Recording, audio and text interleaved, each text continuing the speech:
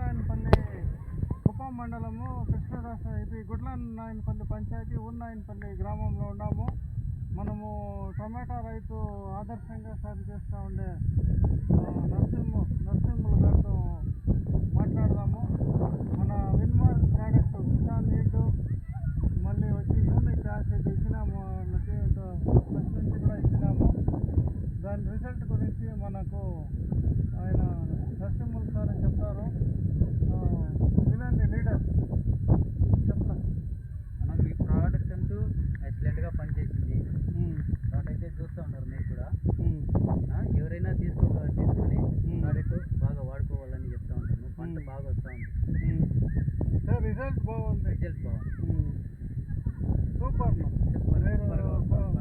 మీరు అంటే 2 సార్లు వదిలినాము.